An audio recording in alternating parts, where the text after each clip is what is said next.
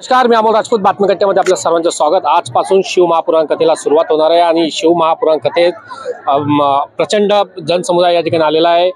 भक्तगण प्रचंड आलेले आहेत आणि विशेष म्हणजे भोजन कक्षाची या ठिकाणी व्यवस्था करण्यात आलेली आहे।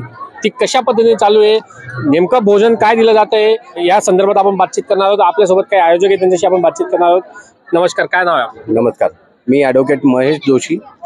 काय सांगाल, भोजन कक्षात भोजन व्यवस्था करण्यात आलेली आहे, कशा पद्धतीने काम चालू आहे? भोजन कक्षामध्ये आपण एक समिती बनवली आहे भोजनाची आणि त्याच्यात उपसमित्या बनवल्या आहेत। त्याच्यामध्ये वितरण व्यवस्था वेगळी आहे, त्याच्यातले स्वयंसेवक वेगळे आणि बनवण्यासाठीची समिती वेगळी, उपसमिती वेगळी आणि त्याच्यातले स्वयंसेवक वेगळे, अशी ती सगळी व्यवस्था करण्यात आली आहे। आणि 1 ते 7 म्हणजे आजच आपण पाहू शकतो की अगदी प्रचंड असा उत्साह इथे आपल्याला दिसतोय आणि रेकॉर्ड ब्रेक अशी मला वाटतं जिथेही कथा झाल्या त्यापेक्षाही जास्त गर्दी इथे राहील हा आजचा दिवस सांगतोय।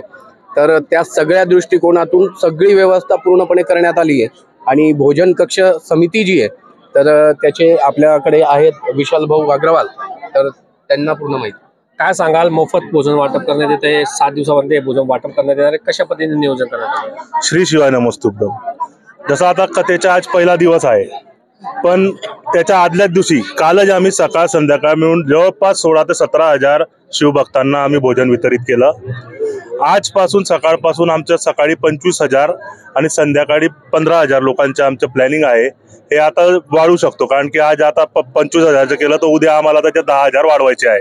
35,000 संध्याकाळी 15चं केलं तर उद्या आम्हाला 10 वाढवायचे आहे। तर जवळपास आम्ही पूर्ण 7 दिवस आम्ही जवळपास 2 लाख लोकांना आम्ही इथं भोजन नाही। याच्यात सकाळचा जो भोजनचा जो मेनू आहे त्याच्यात आम्ही वरण भात, एक कडधान्याची भाजी आणि पोळी पुडी दोघं आहे याची व्यवस्था केली आहे।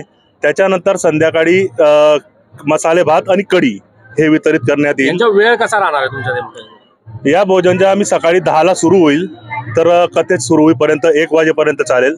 संध्याकाळच्या 6 वाजता सुरू होईल तर 9 वाजेपर्यंत चालेल। काय सांगाल, प्रचंड संख्येने या ठिकाणी अन्नदान होत आहे, सर्व गोष्टी होत आहेत। इथं जे धान्य आलेले आहे कुठून आलेले आहे, कशा पद्धतीने याचं नियोजन केलं? इथं जे धान्य आलं आहे त्याच्यात बहुतेक गहू आणि तांदूळ हे भरपूर शिवभक्तांनी आम्हाला भरभरून दिलंय। गहू आणि तांदूळ, तर गहू आणि तांदूळ मध्ये तर आम्हाला विकत घ्यायचीच गरज नाही। पण इतर जो आहे मसाले आहेत, मसाल्यासाठी आम्हाला दानदाता भेटले होते, त्यांनी सर्व मसाला जवळपास 4 लाख रुपयाचा मसाला आम्हाला त्यांनी दान केला आहे।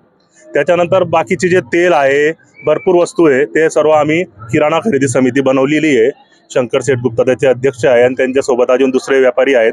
ते सर्व किराणा खरेदी आम्हाला जे लागतं रिक्वायरमेंट आम्ही त्यांना देतो, ते आम्हाला किराणा खरेदी करून आमच्या गोडाऊन पर्यंत पोहोचून देतात। साधारणतः किती लोक या ठिकाणी तुमचे स्वयंसेवक जे आहेत ते काम करत आहे? आता आजच्या घडीला 130 तर आपण जे कारागिरांना जे आपण हे बनवण्याचे कॉन्ट्रॅक्ट दिले त्यांची 130 लोकांची टीम आहे, कारागीर आणि त्यांचे वेटर आणि त्यांच्या ज्या बाया आहेत त्या मिळून। त्याच्यानंतर इथं महिला कार्यकर्त्यांनी आज आम्हाला खूप उत्स्फूर्त प्रतिसाद दिला। आज महिला कार्यकर्ता भरपूर मंडळ होती, त्याच्यात फणिलिंगेश्वर महिला मंडळ असेल, आज पद्मिनी महिला मंडळ, या सर्व कार्यकर्ता यांनी सकाळी बरोबर 6 वाजेपासून येऊन भाजीपाला चिरणे जे काही काम सांगितलं, भांडे धुणे, सर्व काम त्यांनी केलं आणि त्यांनी आम्हाला खूप उत्स्फूर्त प्रतिसाद। हे तर पहिल्या दिवशीचा आकडा झाला 25,000, पण आमची तयारी जर 1 लाख पब्लिक बी आली, 1 लाख लोक बी जेवणला आले तरी आमची तितकी तयारी आहे। त्या 1 लाख मधून एकही शिवभक्त बिगर प्रसादाचा लाभ घेऊन इथून जाणार नाही, इतकी आमची तयारी आहे। नक्कीच कितीही संख्या आली तरी आम्ही जेवणासाठी त्यांना सोय करून देऊ असं याकडून सांगण्यात आलं आहे। अमोल राजपूत, शिरपूर।